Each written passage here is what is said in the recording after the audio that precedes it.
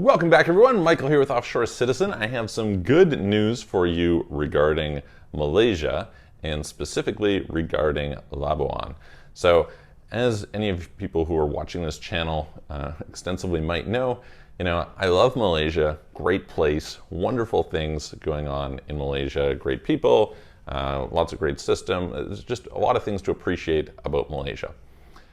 Now, in addition to that, it was really attractive for quite a period of time due to the tax regime. In particular, there's a variety of things that are good about the Malaysian tax regime, but in particular, being able to operate through a Malaysian entity.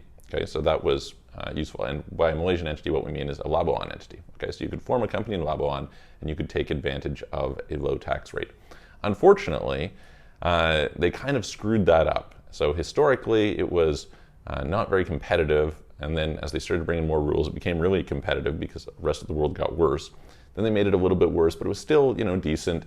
Basically, you went from 5,000, approximately 5-6, it was a fixed amount of Malaysian ringgit, 20,000 Malaysian ringgit per year fixed tax, with the option of doing 3% to just 3%. So you're like, okay, 3% still very reasonable, lots of reasons to appreciate that, etc.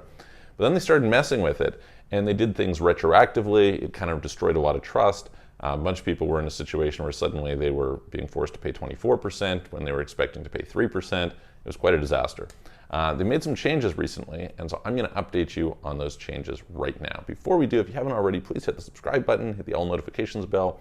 If you would like help with international tax optimization, forming companies, opening bank accounts, getting residencies and citizenships, relocating around the world, please reach out to me. You can book a call, calendly.com/Michael-Rosmer. There's a link in the description below, or send a message through our websites, offshorecitizen.net and offshorecapitalist.com. So there is a circular, which I'm going to bring up here, which has been released, new updated guidelines from the Ministry of Finance. Just so you know, there's basically court cases that went on about this. People are saying, hey, you can't do it, etc. And so they have come back and they have updated trading activities. So basically what had happened was, if you met the substance requirements in certain types of businesses, at least for holding companies, you were fine. You could have zero tax in a Malaysian entity or in a Labuan entity. But for a trading company, you could not. Now, they had previously introduced some substance requirements to trading entities, so that's fine. We were expecting that. And honestly, one of the things that I like about Malaysia is you can have substance at relatively low cost. So if we were to compare to, let's say, Hong Kong, right? If you have substance in Hong Kong, well, then you can't take advantage of the offshore exemption, so that's bad. But also the cost of an office and the cost of staff, etc., is fairly expensive.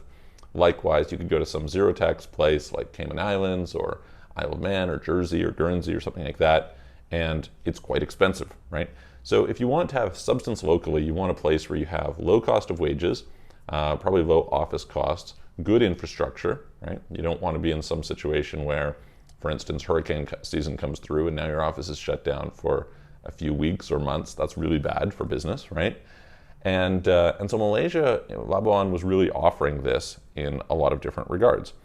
And so they have clarified and kind of added back, because basically what they did was they kind of pulled away the support for trading companies at all. And so they brought it back.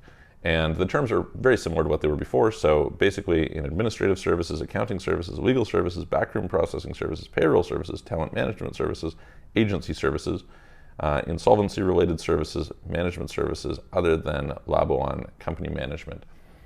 So all of these are eligible for the 3% tax, provided you meet the minimum subsistence requirements. Requires 2 full-time equivalent people.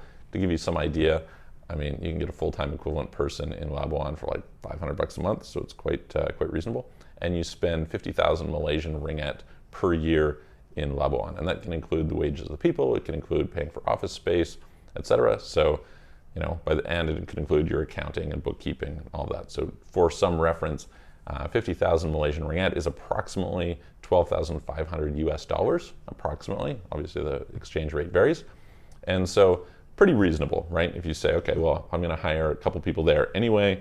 Those people are full time, so it's going to cost me $6,000 a year for each of them. That's 12 grand. I'm already basically there, right? Pretty easy to hit that substance requirement. Under those terms, you can get 3% tax, which is a very reasonable tax rate. A lot of countries that Malaysia has tax treaties with, not all, there's about 12 that are excluded, but in a lot of them, Labuan is included as one of these places, so that's great. It basically gives you tax treaty protection, which is excellent, as well as lower withholding rates, etc. So that can all be quite good. Malaysia has a high headline tax rate of 24%, so in cases where that's relevant, it's useful. And so yeah, I'm really happy to see this. It's a good move back to the way that things were. Now, it's worth noting that some of the criteria of the types of businesses that I mentioned here are sort of ambiguous, right? What is an agency? Good question, right? You can throw a lot of things into an agency. You could say, well, this is an agency related to providing development services. This is a marketing agency. This is you can list a bunch. But anyway, it is pretty useful, and we are pretty happy about that. Hopefully, it is a sign of things to come that Malaysia will kind of recognize some of the ways that they can optimize and make it good. Now, this is also relevant for some changes that are being brought into Malaysia in terms of some of their overall tax schemes, and I'll maybe talk about that in a future video. But anyway, if you have questions, comments, put them below. If you have more detailed questions, reach out to me. Let me know what you think, and I'm going to look forward to seeing you on the next video.